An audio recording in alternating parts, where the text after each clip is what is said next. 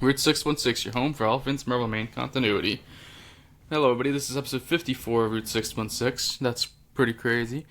We're all here again. Yeah. Fuck. Fuck. Not as We've got the. crazy as, Real Madrid beating Man U. Oh, well, I won't spoil it by telling you that, oh, man. Yeah, 1-0 Real Madrid. And Ryan's not even wearing his shirt. No, I was going to, but.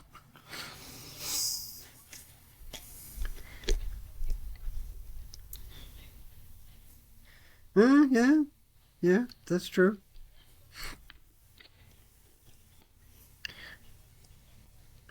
Oh, I know, but it bodes ill for your year.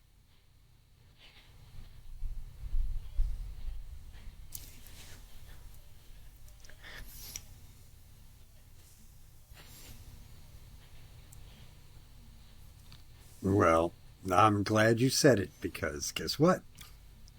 You may need another season before you're ready for the Champions League.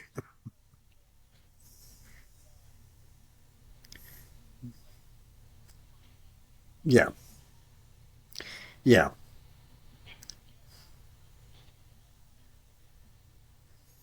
yeah, yeah. I just don't have a goaltender I either. didn't know you were supporting the Wolves. What, football? I just say it. I mean, come on. Dan's just feeling a little silly goofy right now. No, no. Let's take David De Gea, one of the best goaltenders in football, and get rid of him.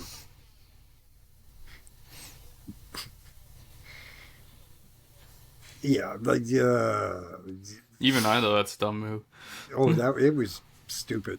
I have no idea what they were thinking. Right.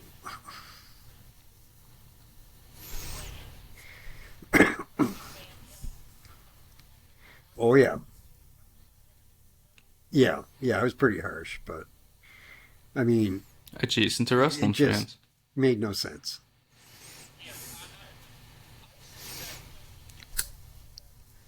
Which is possible, certainly possible, but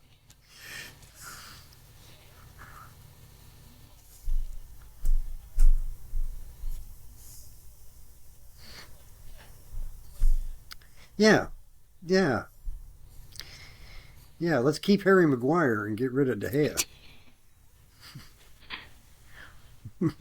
I know. That was the funniest thing I've heard in a long time. Yeah, but it's like seriously. Mm, okay, yeah, well, he's got one emotion. At least you can rely on knowing how he's feeling. Yeah, you know how he's going to react to everything. Yeah, that is true.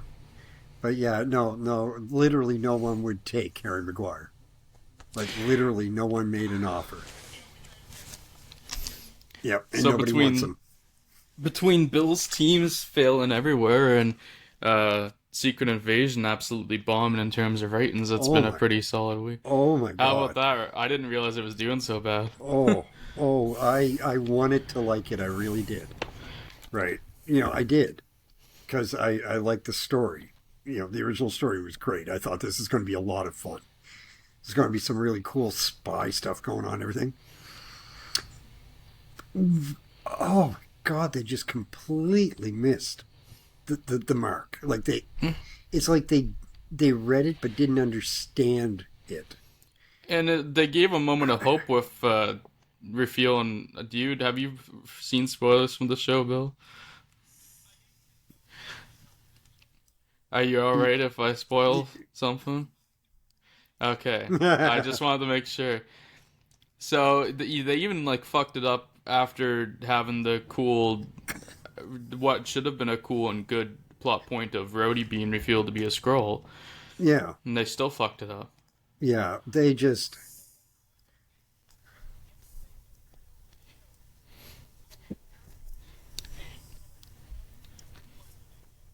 Yeah, well, I mentioned it to you, like months ago. Yeah, but Secret Wars is going to be the movie. Secret Invasion is the series. There was rumors a long time ago that they were gonna do Invasion as a movie, but it got switched. Well, it wasn't. It wasn't confirmed. It wasn't confirmed at the time.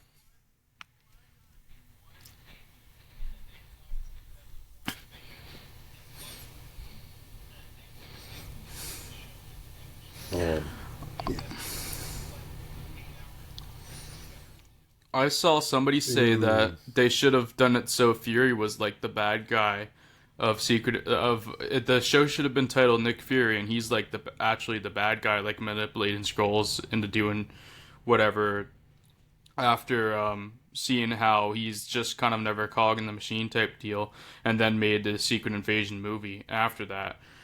And I was like, that was a pretty good idea. That could have worked. Uh,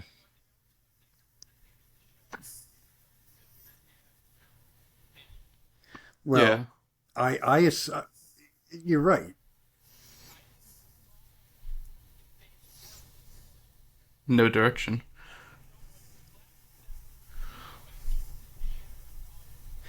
Well, the thing was, I thought wrongly that they were going to use this series as sort of the cornerstone for the next phase.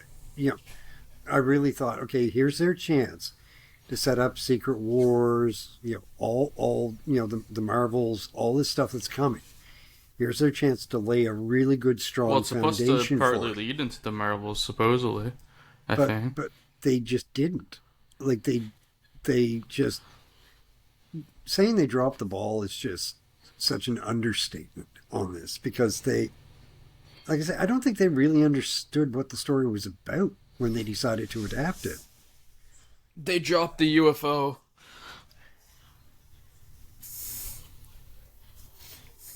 Yeah.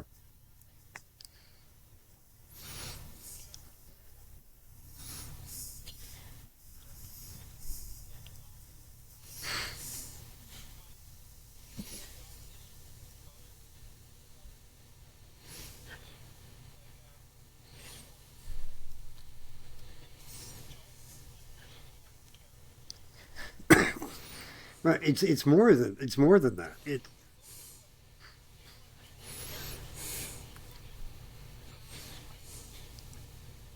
Yeah. It's pretty. Yeah. I It's almost getting to a sad state of affairs when Sony is actually the ones putting out some of the good properties. well, Yeah, Sony's track record's not that good.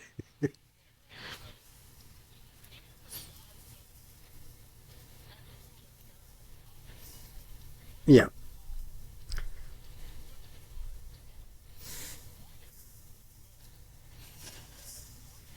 Yeah.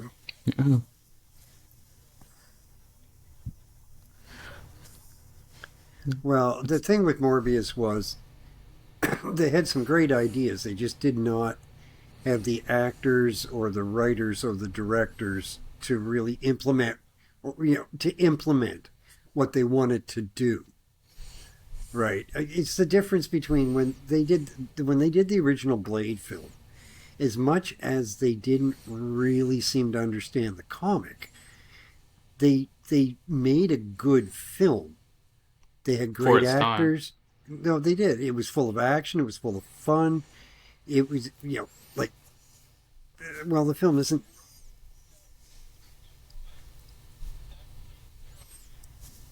Hmm. Oh yes. Well, that's kind of the point I'm trying to make. Is they still made a good movie, not an Oscar contender by any It stretch, made but it Blade a was. more relevant character. Well, it made Blade watchable. Yeah, but I mean, it was a watchable film. You can go back and watch it today and still enjoy it. Whereas I dare, Maybe I will someday. yeah, yeah, but I want to see how many people out there are willing to rewatch Morbius. I haven't watched it once, so Oh, everything about it is just so poorly executed. And again, they could have made a great film. Like sounds like a the Jared Leto movie. potential was there, right? It really was. It was. Yeah, no, there's Really? fantastic potential. Oh, yeah. Well, we'll ignore her. But they messed it up so bad. All right. And I don't know what they were thinking. It was like, this is not another Transformers sequel. This is a Marvel property. You have the ability to do a good film. You have the budget. You have the actors, but they just didn't bother with a good director or a good writer. I don't know what they were thinking. Oh, I can. I can.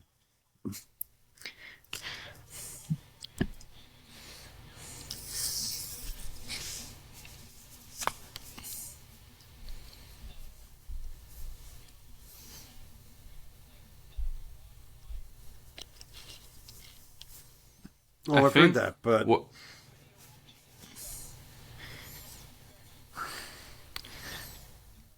I yeah, think Ant yeah, Man I've had heard some of that, that but going on.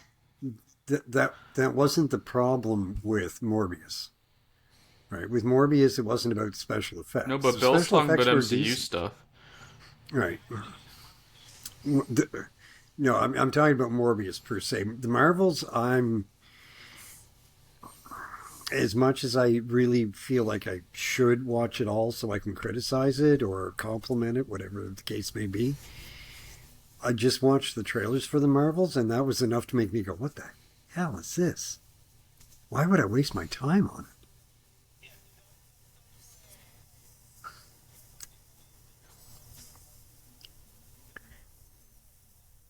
Yeah, right, fair enough. But I just found with Morbius, like I say, they had the raw material, they had the actors, they just didn't apply the talent behind the screen that they had on the screen. I mean, hmm. But I mean, whether you like Jared Leto or not, same with Matt Smith, whether you At like least either of now these they guys do. or not, you cannot deny how talented they are. And it was just a clownish effort. I Sony mean, learned the hard way to give their directors some more leeway. well, Yeah, now they're probably gonna go the opposite direction again at some point yeah, soon. yeah,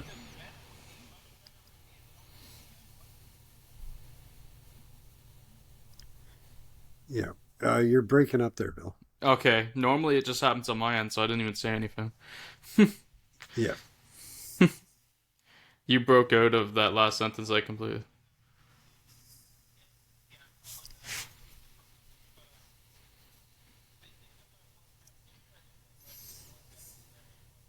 Yes. Yeah. But anyway, getting into the DC end of things, their movies lately have just been crap too. Oh my God. Between the second Shazam movie, which could have been good, but was just crap. they Right? It was just they had so so much bad. stock in the Flash movie, and it performed so badly Well, for what they. yeah, they I've heard it's a really good movie. no, no.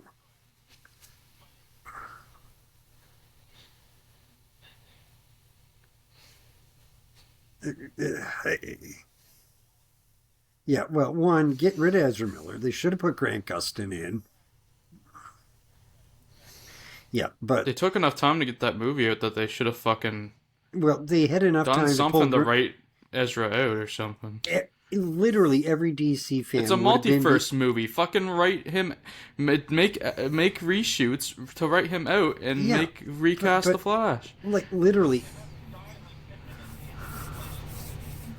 yeah. Grant But that's Gustin's what I'm trying to awesome. say is literally every DC fan would have been behind them replacing Ezra Miller with Grant Gustin. It probably would have done better. Yeah, we'd all have been happy to see I might him have even step gone to up. see it.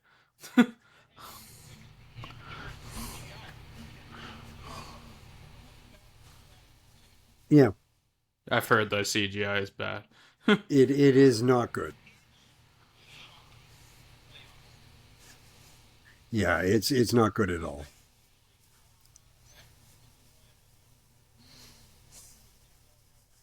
Yeah, Wow. this is Xena Warrior Princess level friggin' special effects. It is just, it's so badly animated. It's just, And these fuckers have it's Blue difficult to Beetle come out watch. of all things next, which Right. they haven't even been advertising. They were predicting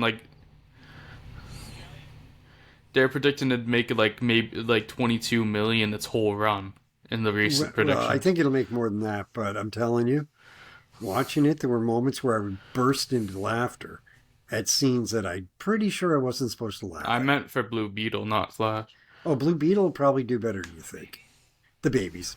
I thought I was going to hurt myself laughing.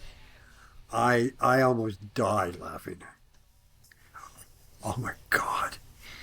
Oh yeah. But it was just, oh god, it was so bad. However, I do think the Blue Beetle's going to do better than people think. I do. How? They don't haven't even been advertising it. Yeah, I do too. I don't think it can. I don't. Yeah, but that movie bombed. That's not saying What's much. that? The Flash? There's Yeah. still No, not. I've seen the trailer. It looks really good. I don't think it's gonna be able to perform because I don't think they've had enough behind it. Well,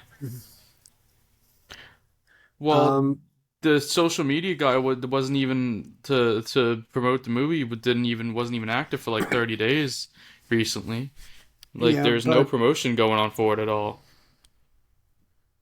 Well, and yeah, no, they can't be now with the strikes and stuff. There is certain amounts of promotion that can't happen anyway. But even before those were going, this movie they'd kind of just let drift and weren't promoting it.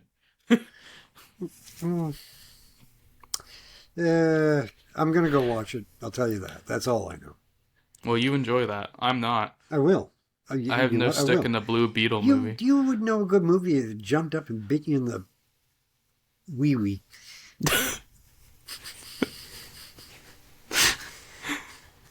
Seriously. It might be good, but it's Blue Beetle. Who Anybody asked for a do Blue Beetle not movie? take Ryan's advice on films.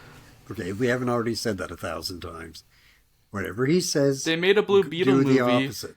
and they could have like they made Blue Beetle the new Blue Beetle from 2006, the Jamie Reyes one. It's not that. Hey, it's not that I necessarily want a Ted Kord movie, but if they did Ted Kord and Booster Gold, that could have been a better. If they did Blue Beetle and Booster Gold together, that could have been pretty fun. That's what people have Okay, wanted for years. okay, Ryan. Sure. Blue and gold, bitch. Uh, No, me neither, but I'm just saying. yeah, well, like I said, I've seen the trailer. It looks good. I'm going to watch it. I mean, at least it's like. At least it's. At Yeah, least it's got a little more. At least it gets a little more representation in the DC universe by getting the Hispanic. yeah. Mm.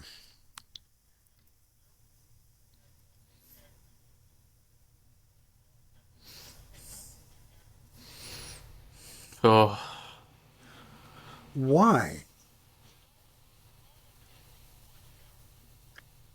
Yeah, yeah, you really had no yeah. reason to watch that. Oh, it was so bad. Yes, it was. I've seen that one. Oh, Unfortunately, oh, it's so wasted bad. 2 hours or whatever of my life.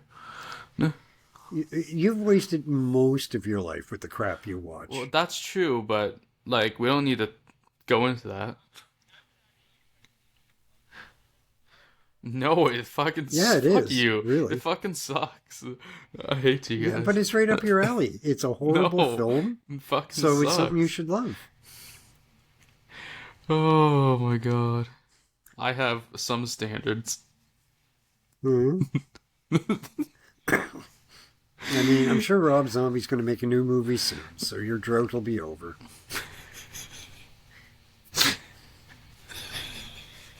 I hate you guys. Let's fucking talk about the goddamn comics. Yeah, okay. It's a, it's a full. Yeah, I mean, do we Not want to waste today. this podcast just talking about Monster House for you, Ryan? Not today. That is a fantastic movie. But go. Bingo.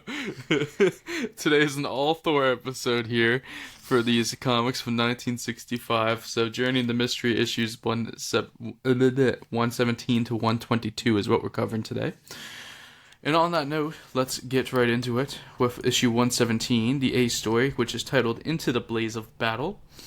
Stanley Wright and Jack Kirby on art, Vincent Colletta on inks, Jack Kirby and Frank Giacola on cover art, Artie Simek on letters, April 1965 release date, 16-page story, and Dan will take this one away. Yeah, and off and running we go. I'm not even going to attempt to talk about the cover. It's just, ugh. It's Kirby at his worst. This is the worst issue of the Thor run around, by the way, just to let you know. Okay. You're welcome. So You'll see what we mean. It very much is. No. Oh, I can. It really is, too. You can feel it. Yeah, it really did. So, synopsis, straight out of the Marvel database. Here we go, ladies and germs. Thor and Loki have returned to Asgard following the trial of the gods, which Loki had cheated by using enchanted stones to win the trial. When Thor attempts to take the stone by force, Loki sends them to Earth and Thor is unable to do anything to stop the trickster god. Brought before Odin, Thor informs Odin of the cheating and asks to be allowed to go to Earth to find proof, a request Odin grants, sending Thor to Earth instantly.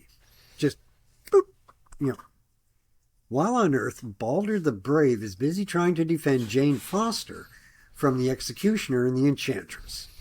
Balder manages to hold his own. However, it is not until the timely arrival of Thor that the two villains release Jane and flee the scene. Leaving Jane in Balder's care, which he already had done, Thor goes searching for the enchanted stones, using his Uru hammer to track them. His fucking hammer is pretty much omnipotent. It can do anything, can't it? Okay. He's still a little bit Superman, Thor. Yeah. His search brings him to Vietnam, where he flies into a conflict zone and finds himself attacked by the Viet Cong army. Knocked out by an artillery blast, Thor revives later to find himself taken in by Vietnamese villagers who have tended for them. Thanking them for their kindness, Thor resumes his search for the stones. This brings him deep into the jungles, forcing Thor to change into Donald Blake so he can more easily maneuver through the dense foliage. Right? So, I don't know what just happened. the god, Thor, the god, is having problems moving through the foliage, so it becomes the guy with the cripple with the cane. So he can move through the jungle easy. It's stupid.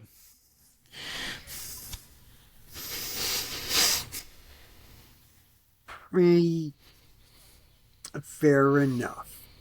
Makes perfect sense when you put it that way. Why Bill, they just stop couldn't doing the say greatest- Thor's costume kept getting snagged in the Stop, trees.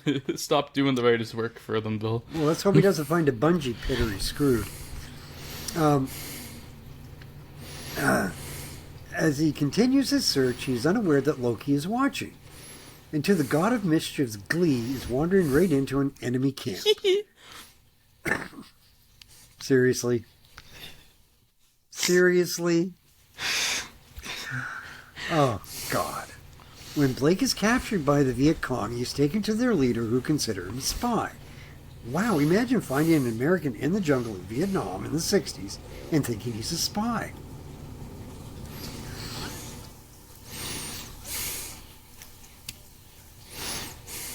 Really? Really?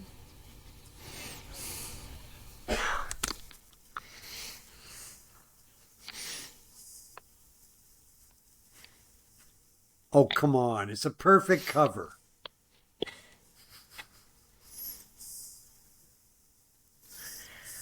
went to Vietnam for the healing waters. Of course. It makes perfect sense.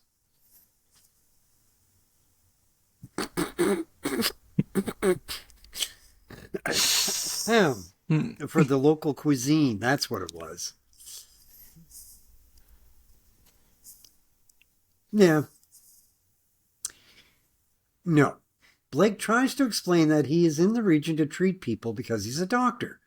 However, Commander Hung Sak does not believe him due to sightings of Thor in the area. Okay. When more villagers are taken in as prisoners, it turns out that they are Hugh Sak's family, who are upset to find that their long-lost brother has joined with the Viet Cong. Wow. As the tensions are... Oh, yeah, I already know where this is going. As the tensions are turned towards this reunion of sorts, Blake uses the momentary distraction to escape. Getting out of sight, he manages to tap his cane and transform into Thor, who resumes his search for the stones. He finds them hidden in the artillery cache and recovers them when he hears gunshots. These shots are fired by Hugh Sak, who murders his parents in cold blood, but realizes at the last minute what he has done and is horrified. When his sister Kim flees, Thor goes to her rescue, smashing up the soldiers chasing her. When they are once again met by Hugh Sak, who allows Thor to take the girl to safety. In order to repent for his past sins, Hugh Sak sacrifices himself by detonating the artillery, killing himself and destroying his base. Man, this is... How come Rob Zombie didn't film this? Why did he not grab this and film it? I mean, come on, it's ripe for Rob Zombie. The story of Hugh Sak. Yeah. You know, the long-lost member of the Firefly family. Hung Sak. I did that. That was just painful propaganda. Just painful. Yeah, it was not a good read. I gave it a 2. It almost got a 1, but there's a few of the character interactions that gave it the little bump up.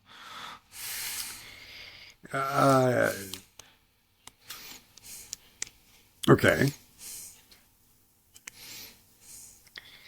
Yeah, taken into account when it was released, yeah.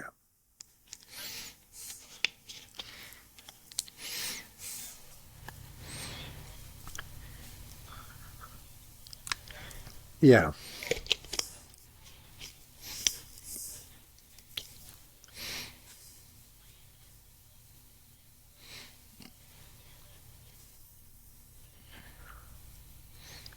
Yeah, and American involvement at that point hadn't gotten as heavy as it was going to. Yeah.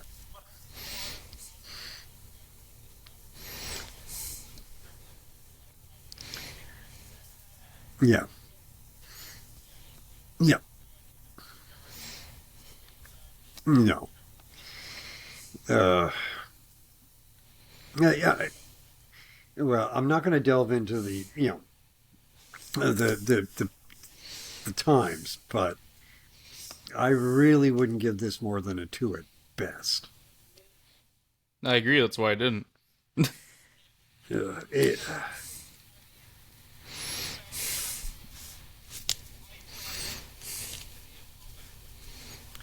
Okay, I'm just basing it on the story itself. It's not good. And a reminder to everybody too, we don't change our ratings from what we originally rate them either. Yeah. If we feel any different. But having... Well, I was at one point, but yes. Yeah, I'm good now, but at the start of the podcast I was, but that was forever ago. Oh my. Okay, do we Anyways, let's move on. Yeah, rapidly move on to 118? Yeah, the Ace story of 118. To Kill a Thunder God is the title. Stan Lee and Jack Kirby back together. Woohoo. Vincent on inks. Frank J. Cola joins for Jack Kirby on art for the cover, which is a better cover this time. Artie Simic on letters. May 1965 release date. 16, page story. And Dan Walls, take this one. Okay, the cover is better, except Scorpion's tail doesn't seem to be anywhere to be seen. What's that?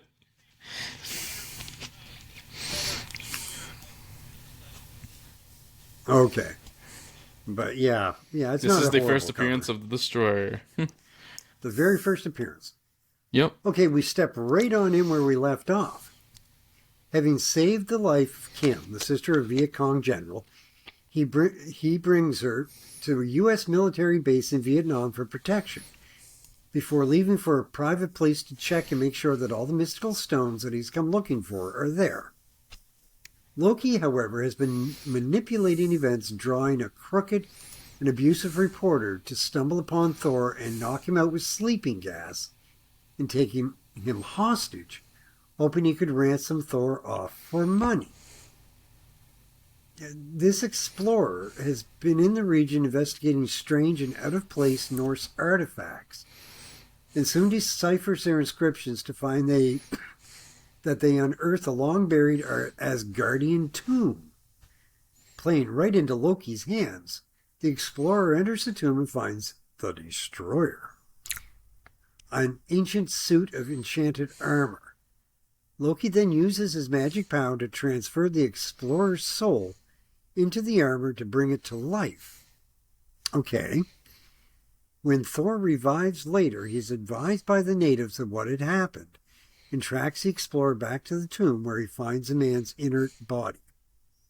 He is soon attacked by the Destroyer, and Thor finds that his strength and hammer have no effect on it. Loki soon realizes that the Destroyer will do more than destroy the jewels that prove that he cheated at the trial of the gods, but also destroy Thor as well. This realization also leads Loki to believe that Odin's wrath would lead to an investigation into Thor's death, which would implicate him as a mastermind. With this, Loki begrudgingly realizes he will have to save Thor from the Destroyer. Seeking to trick Odin into stopping the Destroyer, Loki is horrified to find out that Odin has entered the uninterpretable Odin sleep to recharge his powers. Uninterruptible. Which is this is one of the plot points that doesn't make sense that I was talking about last week. Because Odin as opposed to all the other ones. Well, Odin enters his fucking Odin sleep, but Odin's supposed to be waiting for Thor to get back after 24 hours to show the Norn Stones. Why has he gone into his Odin sleep for 24 hours when he's supposed to be... He's old. He needs a goddamn nap. Fuck Thor off. Live with it.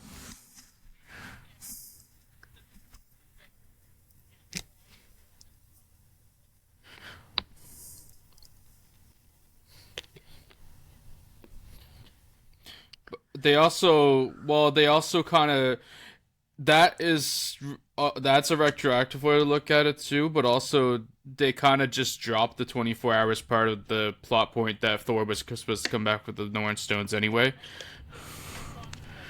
Yeah, so that's one of the inconsistencies. I know one of the other ones I was thinking of last week is something to do with Asbsorbing Man's powers, but I don't remember exactly what. Anyways, continue. Well. Oh.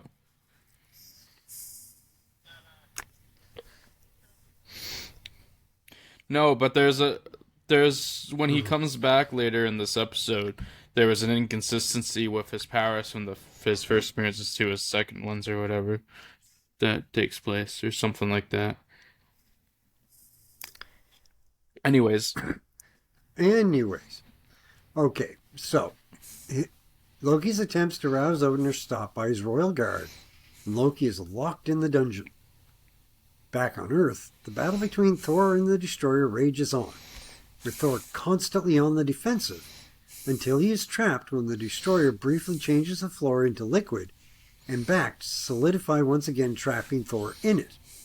On Asgard, Loki attempts to break free of his cell, but is stopped once more and shackled as well. Kinky. Finally, back on Earth, the Destroyer, wanting to be returned to his own body, sends a final mystical blast towards Thor, one he hopes will destroy the Thunder God. Boom.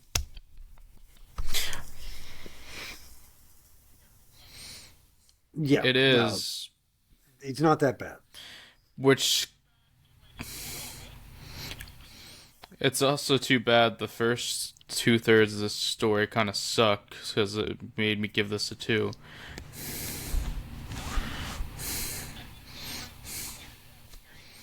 It almost did. The first half to 2/3 was just Yeah, so fucking bad. The stuff with Kim, my god. yeah,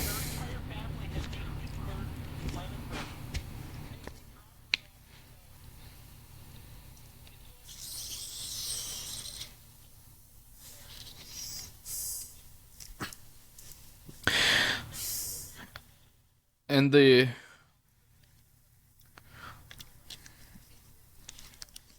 between that and yeah. the archaeologist is fucking Archaeologist. yeah, sure. I didn't care to try to correct myself. I didn't. Fuck him. Uh oh.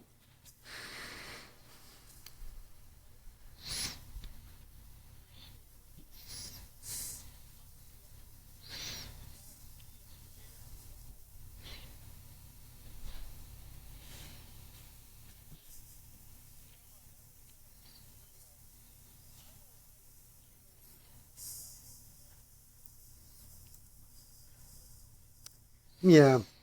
I I don't like a person being in destroyer armor. I like the more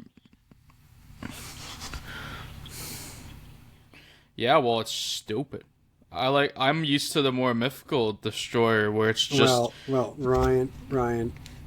Hopefully, at some point, Rob Zombie will step in and rewrite all of this and do a whole new version for you. no, but somebody does cuz they make the destroyer better. I didn't like this.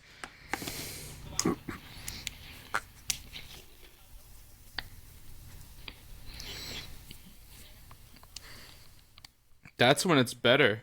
Okay, well, good. I can't wait for that then, because I don't. I think a person being in the suit is dumb. Personally. That-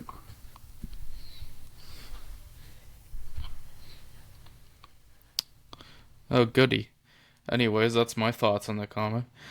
yeah. I'm not in the. I'm in the minority here, but I don't care. I didn't like it.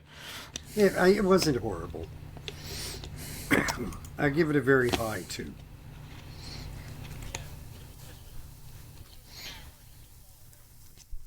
Yeah, I mean, I gave it a higher two, I suppose.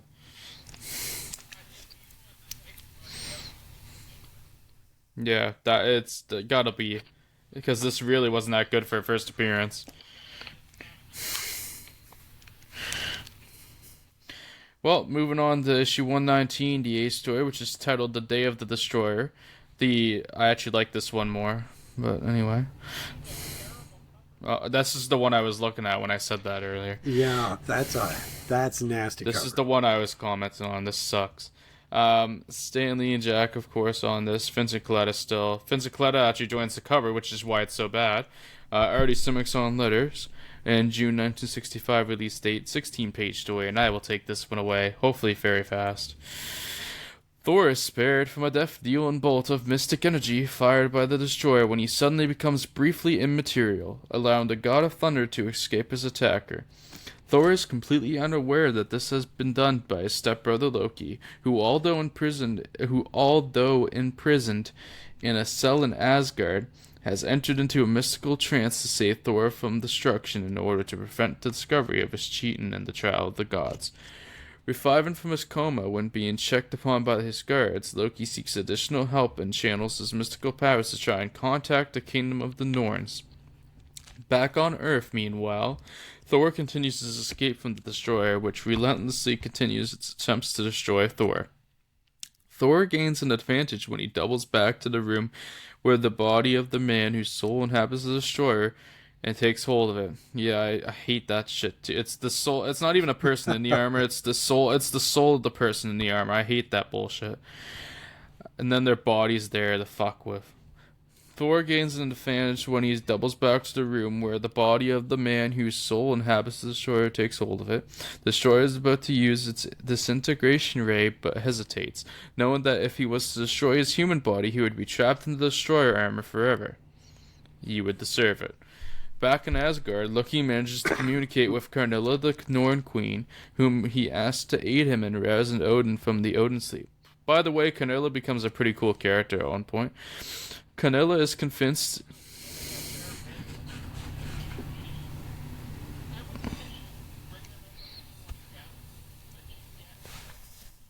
Well, that's good, because I like Karnilla. Karnilla's been used very well in some modern comics. Karnilla is convinced and she uses her mystical powers to rouse Odin from his rest, and the Allfather instantly knows that Thor is in trouble and contacts him to tell him that he will return the Destroyer's soul back to his body. Caught in a stalemate, the Destroyer complies and his soul is returned to his body. However, the man, knowing full well that Thor cannot harm a human being, makes another attempt to possess the Destroyer armor. However, Thor causes the temple to collapse and carries his would-be killer to safety. With with the temple destroyed, Thor presumes that the destroyer that's fucked up. Presumes that the destroyer armor is lost to anyone who might exploit its destructive power. With the threat of the destroyer ended, Odin correctly suspects Loki's treachery and punishes him to work under Ulrich, the royal warlock, until further notice. Although Loki complies with this command, he vows to get revenge and begins thinking of new schemes to get revenge against Thor. While back on Earth, Thor lets the explorer who nearly killed him go free, and tries to use his hammer to fly back to America, but finds that his hammer has been damaged in the battle. Needing to access a forge to fix his damaged weapon, Thor uses one of the Norn stones that he had collected to levitate himself back to the States. While back on Asgard, Loki is working under Ulrich, where he quietly feels nothing but indignation for being treated as a mere wizard's apprentice, and continues to plot his revenge. Okay, that was that one. You're right, that's a filler. That's Bill meant that the next one's the filler. They both transition here.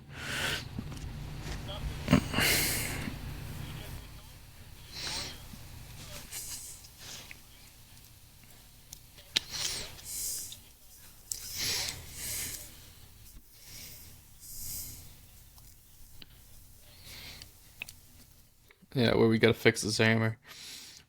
Anyways, before we get fully into that, though, our ratings for this one, I gave this one 3. I slightly enjoyed this better than the last one.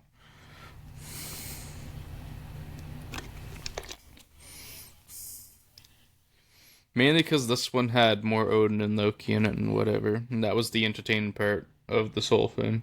That does help the story. Yeah, to spread out the misery. I really, I really did not care for the Destroyer in these two comics at all. So any time getting away, starting to have an effect on him. Anytime we get away, I'm tired.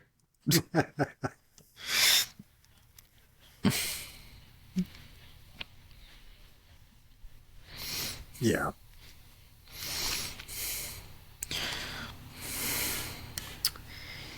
Yeah. Anyways, moving on Rapidly to into the next 120. one. A story for this as well, with my hammer in hand. It's titled. KG.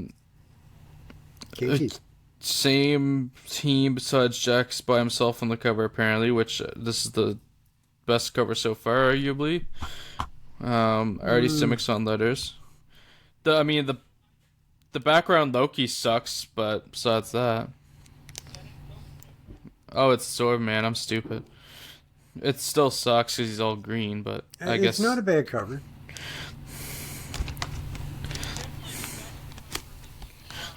Yeah. Well, yeah, but the next two both have good covers, but so far this is the best one.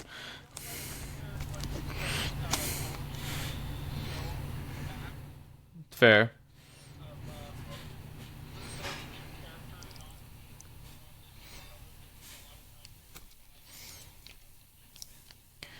Fuck Thor.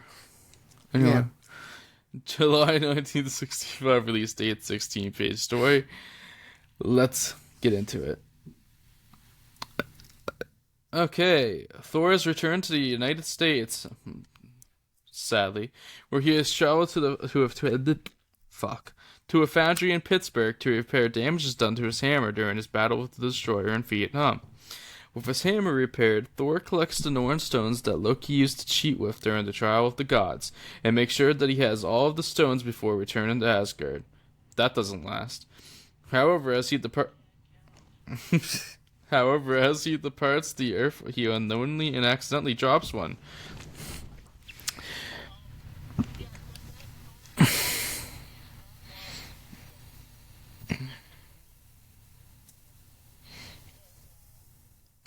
It definitely, yes, yes, yes, they do. And by eventually, we mean later in this episode.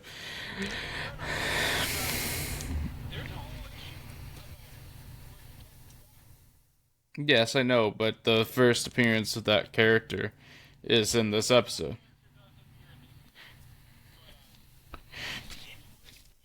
The Probably. When he turns the stones over to Odin, the All-Father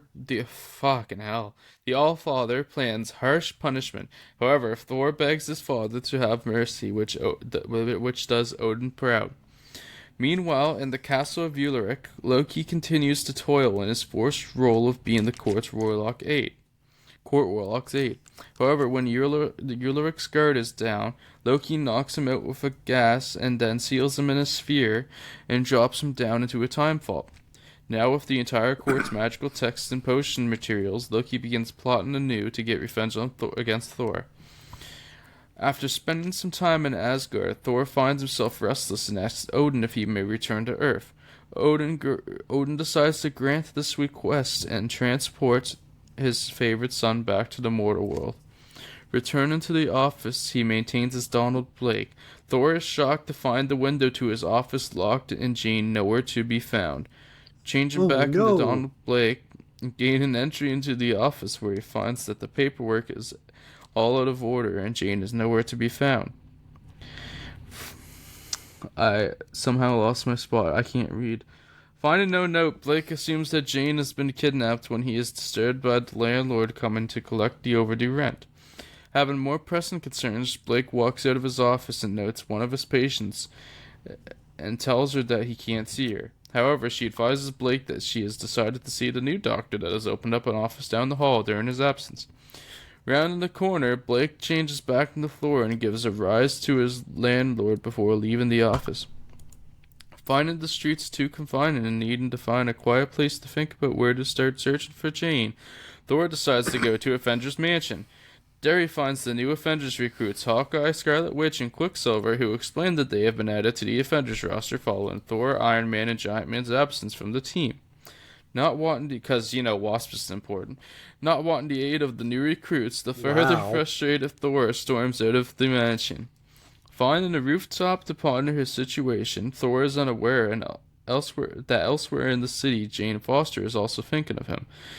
When her thoughts are interrupted by the entry of a shadowed man who tells her to forget the man she loved because they are now together. How is this worse than I remember it being just by reading the synopsis? While back in Asgard, Loki has created a device that uses magic to reconstitute the gaseous form of the Absorbing Man and sends him hurtling back to Earth to get his revenge against Thor. While on Earth, Thor gets inspiration from witnessing a TV news interview and decides that the best way to try and find Jane would be to send out a special broadcast to her. However, on his way to a television station, Thor is stopped when suddenly the Absorbing Man crashes right in front of him, and seeing his old foe, the Absorbing Man wants nothing more than a rematch against Thor. Ta-da. Ta-da. This is actually my favorite cliffhanger.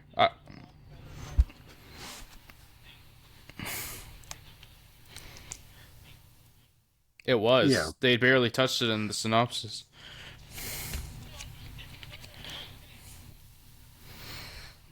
It was only one page.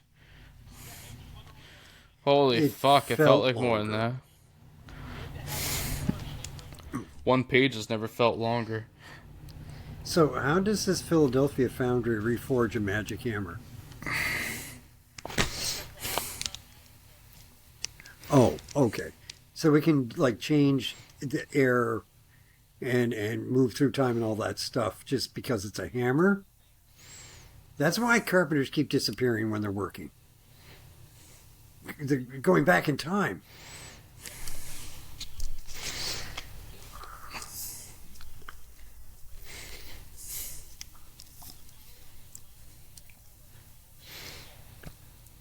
Oh, you know what? If you hadn't told me that, I wouldn't know it. The hammer doesn't have the inscriptions and everything and all the enchantments on it yet. Yeah, it's not. It's No, not like but a it's just a hammer. if he be were.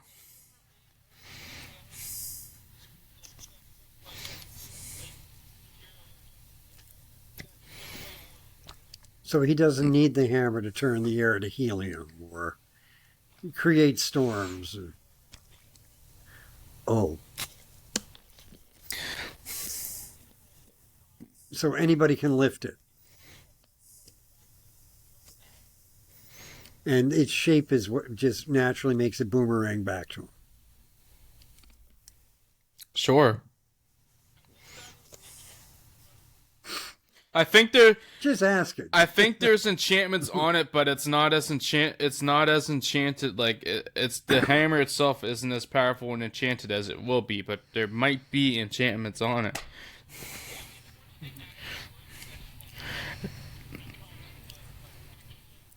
The Yeah, that's the almighty weapon. Yes, that is. Yes. No, I No, the because in the flying fin next is issue, the hammer comes back to him deliberately. yeah. Well, because I'm just saying. the hammer fin coming back to him is an enchantment. The hammer must always return to Thor. He says multiple times in these comics.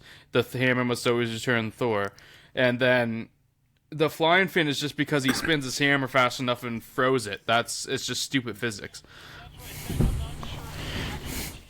No, it's not. It's just Stan being an idiot. No, it's just Stan being an idiot. Ugh. It's addressed that as much in the previous comics.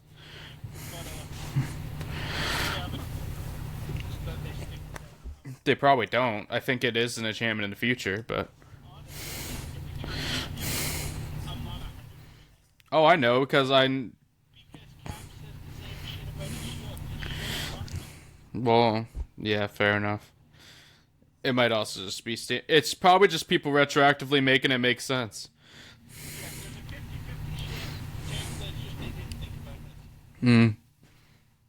Well, Yeah, I gave this one a 3. I'm going to give it a 1. Well, fuck you.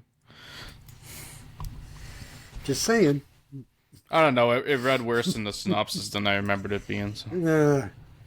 Oh, we've That's lost not Bill. good.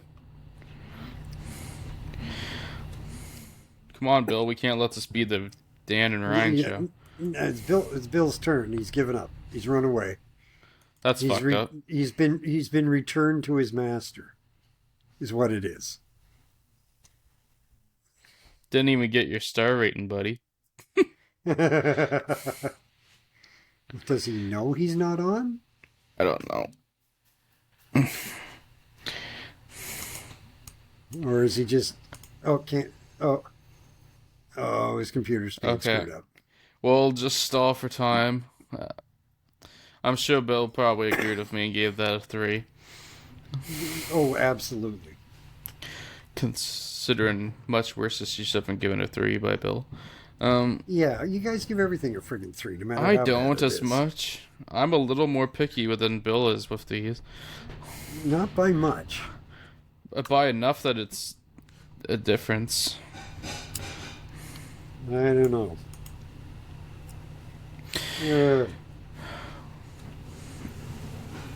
Fuck.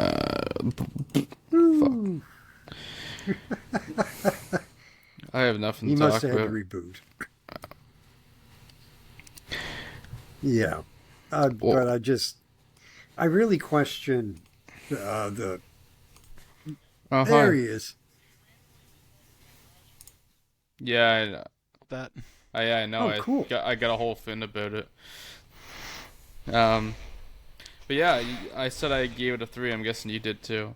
I did as well. Yeah. I liked it substantially more than I remembered liking it. Well, let's rip on into the next one. Issue 121, A story: The Power, the Passion, the Pride. This is a white rally. No, I'm just kidding.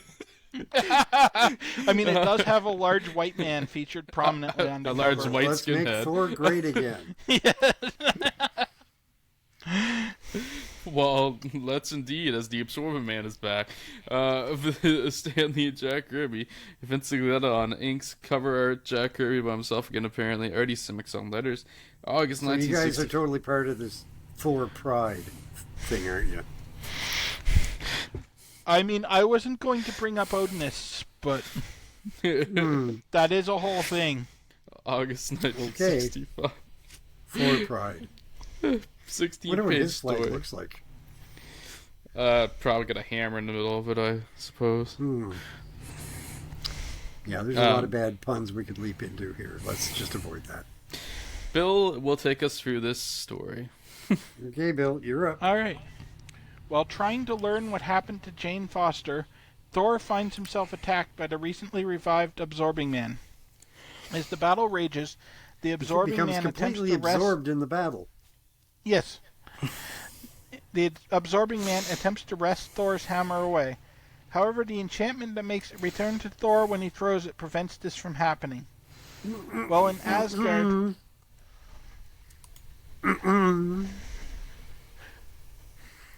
Yes, Dan, I know. Okay. I said Okay. it's addressed. Didn't listen to me. It was been addressed before this, and I didn't realize it was coming in the next issue. Else I would have said it, but Yeah, I didn't remember that either. I did. You haven't even read this. he probably How looked do you ahead in the know? synopsis. That wouldn't shock me. Well, and no, he wouldn't have stayed that quiet if he did. Oh, maybe I would have. Well, in Asgard, Loki watches the battle with eagerness. However, that's oh, an wait. uncomfortable sentence. Ye- Well, in Asgard, Loki watches the battle with eagerness. However, Ooh. he is briefly interrupted by Balder the Brave, who has come to make sure that Loki isn't up to mischief. Period. However, I'm editing this incredible run-on sentences I got. Yeah, now you're getting it. Good. Yeah. Yeah. However, Loki manages to convince the trusting Baldur that he's not up to anything before resuming his watch of the battle between Thor and the Absorbing Man.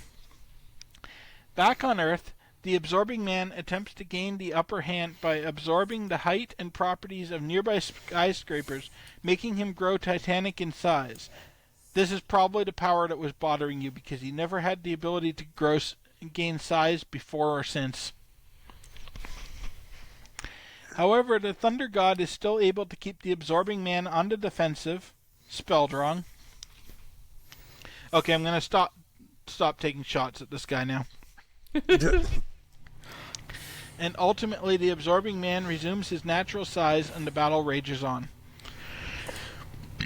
Watching the battle on TV and witnessing the carnage from outside of a window is Jane Foster, who is asked to not be seen by the mysterious hooded man who has brought her to this location, and tells her that he will explain why he has gathered her in due course before leaving her alone once more. While back on Asgard, Loki is finally left alone and checks on Ularic to ensure that the warlock is still subdued, and makes sure that both Balder and Odin are preoccupied with other matters before plotting his ultimate revenge. Elsewhere, still on Earth, the one Norn stone dropped by Thor is still left unattended, an omen of trouble ahead. Although it has presumably teleported to Africa at this point, because I'm pretty sure that's where it's found. Back in New York City, Thor continues his battle against the Absorbing Man, who briefly becomes very vulnerable when he accidentally absorbs the property of glass and has to flee. He seeks refuge in a bank vault, assuming the property of its steel, before Thor smashes through and continues their battle. As the battle takes them out into the streets once more, the police scramble to get the crowd away. When a young child gets into the middle of the battle, Thor takes his attentions off the Absorbing Man long enough for his foe to land a powerful blow that knocks the Thunder God out. That was actually a pretty good story beat when he saves the kid and whatever. Yeah, no, this is a good issue. It's better than usual. This one was actually a solid 3. I need to check because I think this was still a 3 for me as well. It's the next It was one. it was like a middle to high 3. It was close to a 4. Oh yeah, I don't think I wanted to give this one a 4, but I definitely enjoyed it a lot. I like seeing the Absorbed Man back. It popped me. He's my boy. I enjoyed him in this run way more than I expected I was going to. I enjoyed him more the second time around than I did when he actually first appeared. Yeah. I really like how Kirby changes his entire design to fit whatever he's absorbed to. The art, Jack Kirby's art, like I said last week, is the best in Thor, and he really starts showing off that with his use of Absorbed Man's powers. Because he does some brilliant art pieces when the Absorbed Man is used. Yeah, I think specifically for Thor, Vince Coletta makes Jack Kirby better. Yeah. I say for Thor because I've seen him ink Kirby on Fantastic Four too, and he's terrible there because they like to do the really complicated Kirby machinery, and he's too lazy to do all the details, so he just like blots out big parts of it, but it works really well for Thor. Yeah.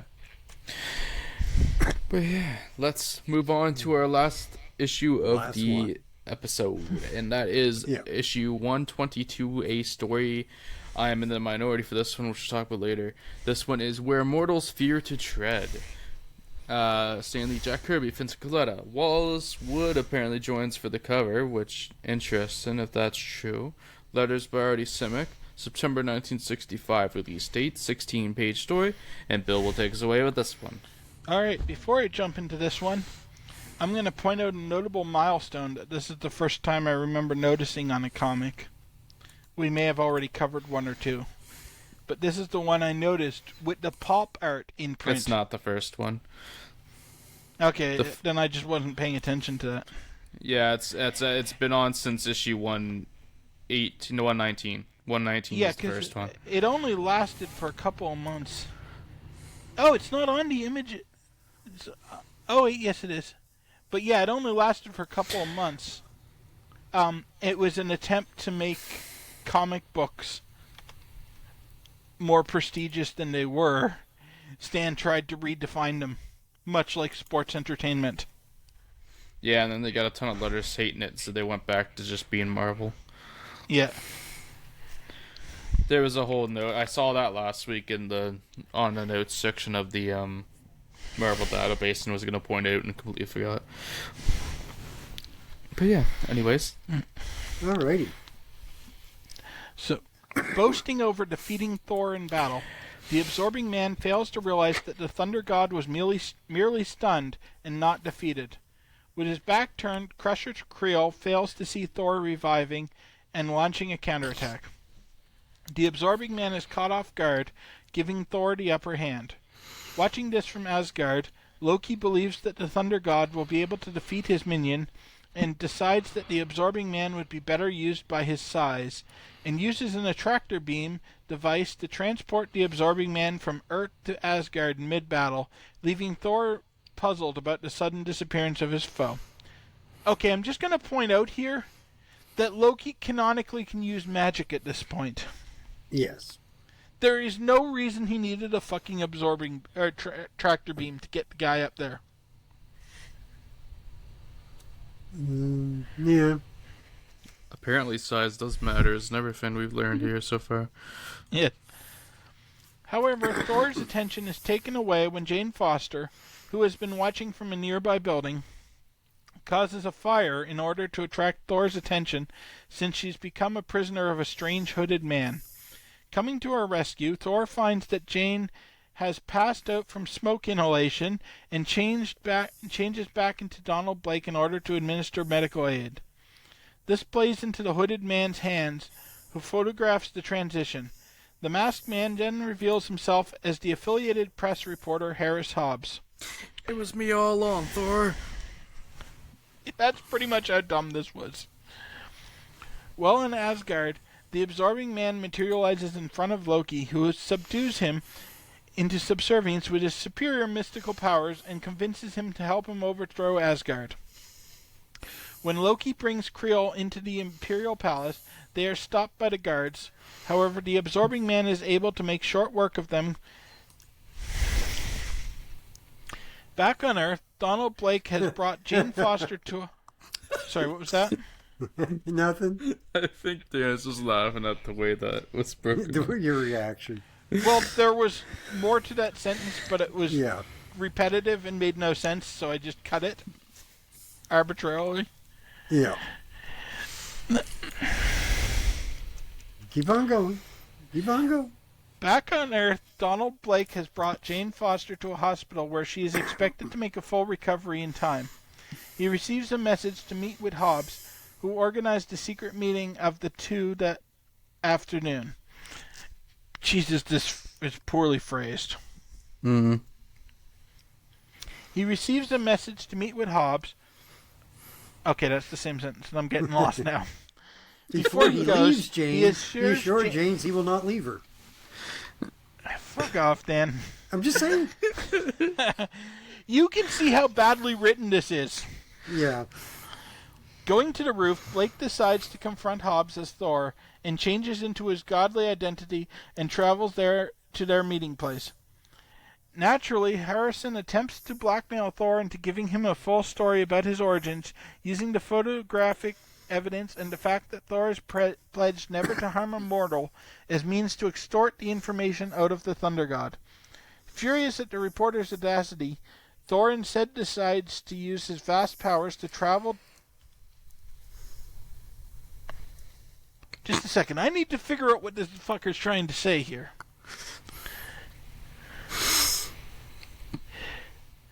Okay. Thor uses his power to take Hobbs to different time periods and worlds until Hobbs concedes and agrees to destroy all the evidence linking Thor to Donald Blake under one condition. That Thor brings Harris Hobbs to fabled Asgard so they can write a report about the mystical land. Impressed with Hobbs' ability to maintain his sanity through these travels, Thor agrees to bring him. And just in case anyone thinks that I'm just being a baby about this, the original sentence that threw me off is Thor instead decides to use his vast powers to travel Hobbs from different time periods and other worlds to the point where Harris concedes and agrees to destroy all photographic evidence linking Thor to Donald Blake under one condition, that Thor brings Harris Hobbs to fabled Asgard so that he can write a report about the mythical land. Yes, that is all one sentence, despite the several incorrect capitalizations that happen within it.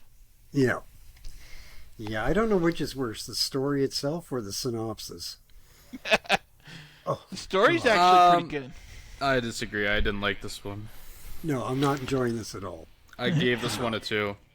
Well, fortunately, there's only one paragraph left. Yeah, a short one. While back on Asgard, the Absorbing Man fights all the way into Odin's throne room.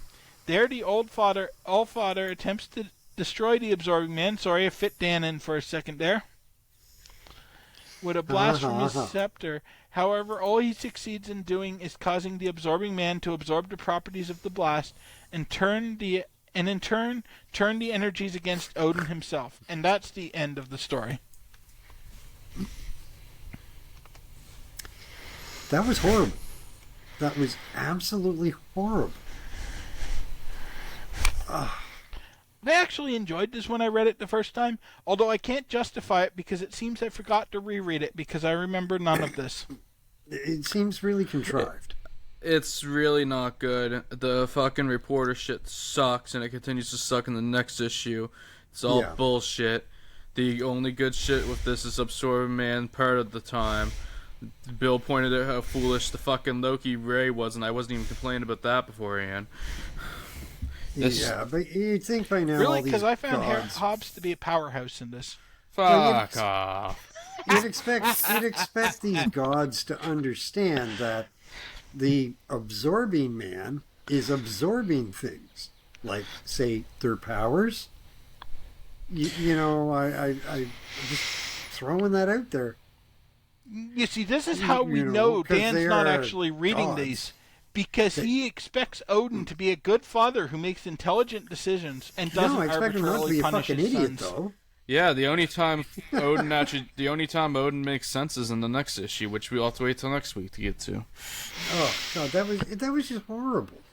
It was pretty bad. I genuinely gave it a 2. I did not like that one. I'm not even going that's to try to generous, justify the too. 4 because, like I said, I think I missed this one on the reread, and I don't remember what I was thinking the first time through.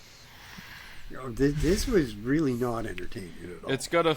It's actually Bill's actually more towards the average though. It's got a 3.53 on the site, but I don't know why because this really wasn't that good.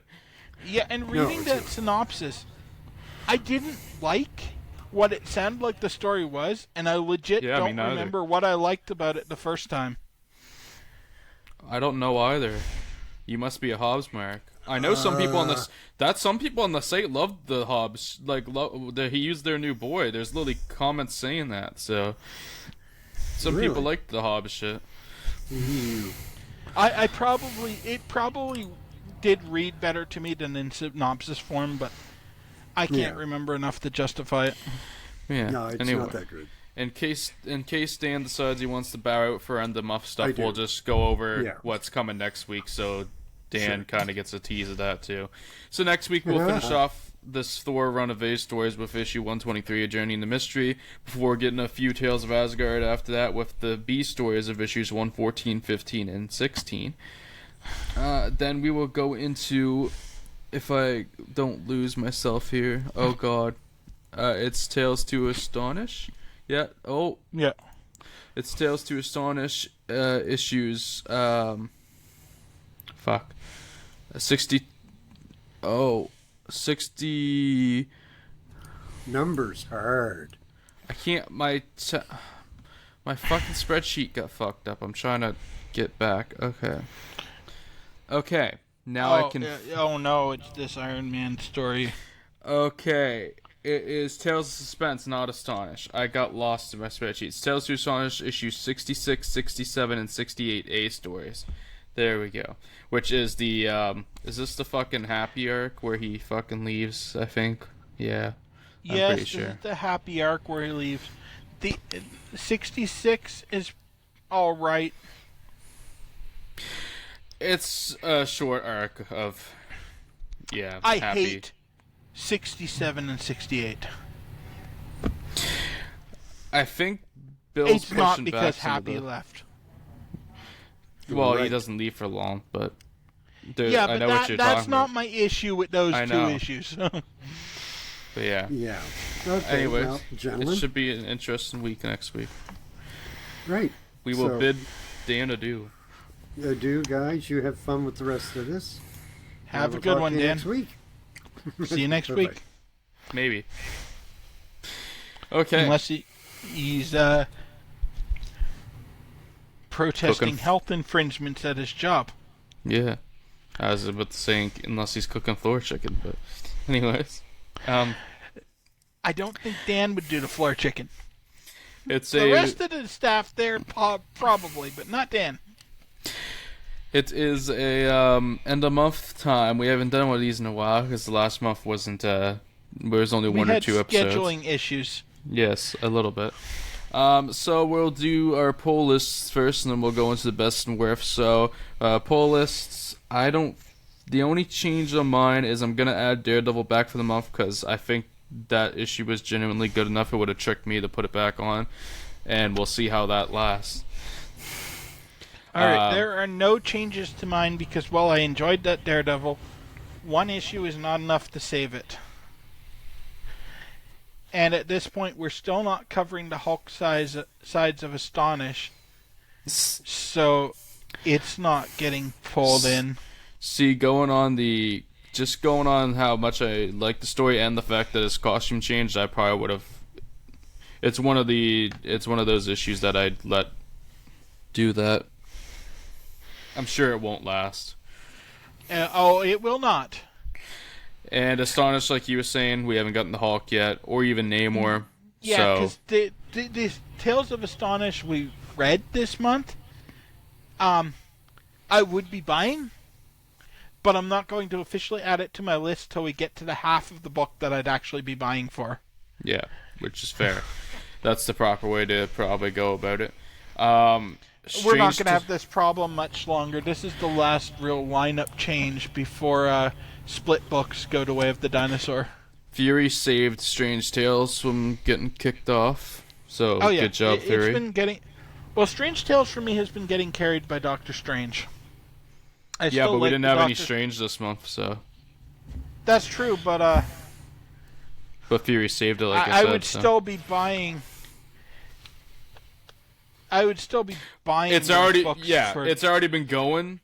Doctor Strange has already been going, so... I'm not going to kick it off when I know I'd be buying it for the other half of the book. Yeah, that's fair. It's just a case of us not having read any Hulk yet and not one Giant Man. I want the credit for picking up Astonished to go to Hulk and not to Hank. And even though we get a big status quo change in Avengers, I didn't enjoy it enough to add it back yet, so we'll see how it goes. Yeah, I'd want to wait on that too. I'm also not pulling Avengers. Spoiler, I won't be for Cap's Kooky Quartet because I found it insufferably difficult to read. You might like it. Like, it's not so much that it's poorly written as that I don't like the personalities, and I find it really annoying to read. Yeah, that's probably more... I feel like it gets better from a storytelling standpoint, but the characters all being fucking dicks, half the team, it's gonna be... Quicksilver and Clint are just absolutely insufferable in it. Yeah. It says something when adding Hank Pym back into the book makes it better. It makes it less toxic. Yes. Like, that's probably when I'll be adding Avengers, is when Hank comes back, because they mellow out a bit at that point. I think they look at Hank and they're like, wow, we're acting like him. Oh, fuck. Anyways, let's go into our best and worst of the month, which I think I have picks for now. So we'll let Bill read off what our titles were for our options here. All right. We have Strange Tales 130, the A story, Meet the Beatles. Then 131's A story with the Bouncing Ball of Doom. Fantastic Four 36, first appearance of the Frightful Four. They're at their peak here because Paste Pot Pete's still on the team before he renames himself the Trapster. I Will Die on That Hill. X-Men 10 with Kazar. Tales to Astonish 65 A story with the new Giant Man. That's exactly the same as the old Giant Man, except Jack got bored of drawing that costume. Amazing Spider-Man 22, where they managed to improve the circus of crime by kicking the ringmaster out. Sergeant Fury 1617, the sort of two-parter in Africa where Stan demonstrates his lack of understanding of geography. Fantastic Four 37, where they go to the Skrull homeworld. Amazing Spider-Man 23, The Goblin and the Gangsters, with the Green Goblin and organized crime. Tales to Astonish 66 A story with Madame Macabre.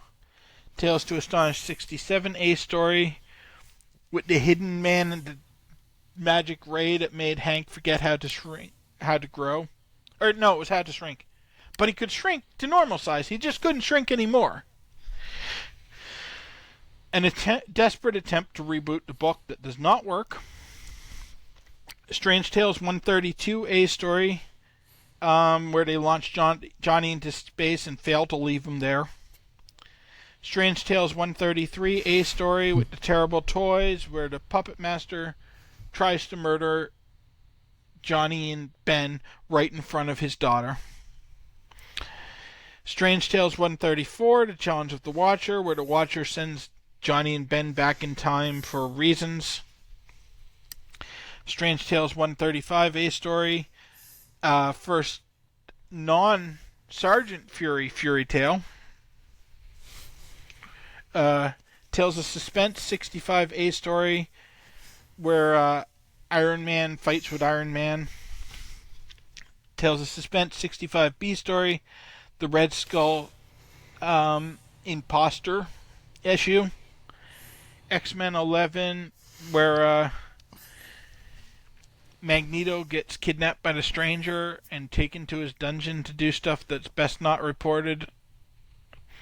X-Men number 12, the origin of Professor X and lead up to the Juggernaut.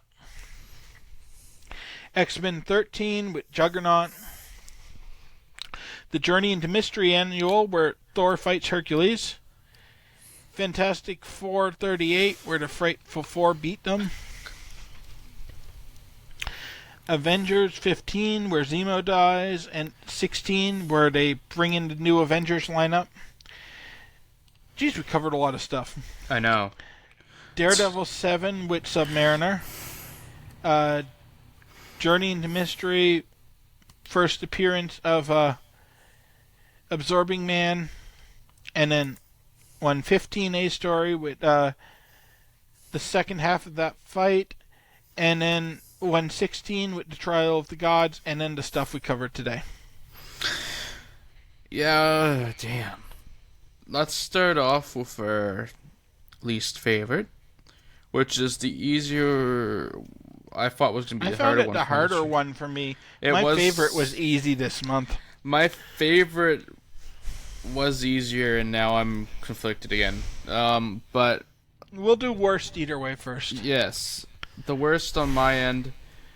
I know Bill doesn't agree, but I just genuinely hated this one myself. It's the 134 Strange Tales that is Kane and fucking Merlin and Back in Time, and I just barely read it, and I just didn't. Yeah, not for me. Not the comic for me.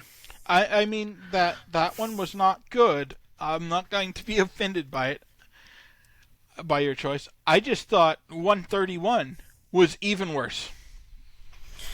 I think that with the fucking ball. Yeah, all but like one of the Strange Tales was like really bad. Oh, they're all terrible. So they're all terrible. I just went with the one that affected me the most, and also recency bias probably helped. Yeah, I was expecting I was going to pick Meet the Beatles, but on the reread, it bothered me less than that fucking ball. The Beatles one, yeah, didn't. I was surprisingly not offended by that, even though it still sucked. But yeah, the best comic of the month. I'm gonna let Bill go first because I already know Bill's answer. Yeah, it's Strange Tales 135 A story. First appearance of Sergeant Fury in the modern era. Just a fantastic spy story. It's probably one of the best I gotta stop saying that now. I'm in the habit, thanks to this podcast. Probably one of the best Agent of S.H.I.E.L.D. issues out there.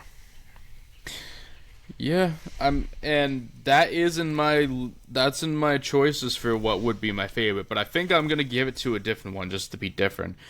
Oh, you're gonna prevent us from having a Strange Tales Queen sweep this week? I think so.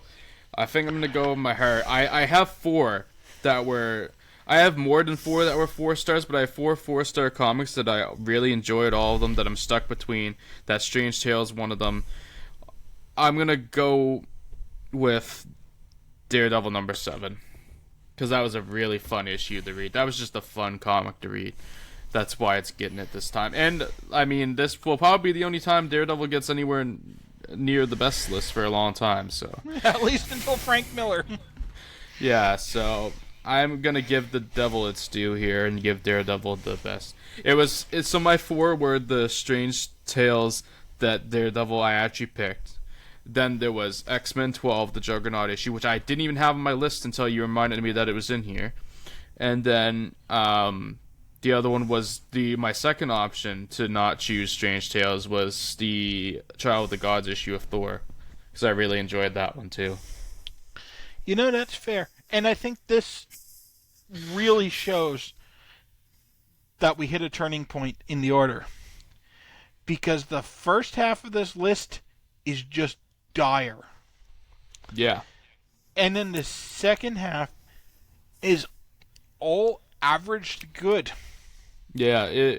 I'd argue that even the average 3 stars have taken a bump in that second half. I don't think some of the stuff I was given last month 3 stars would still get 3 stars from me.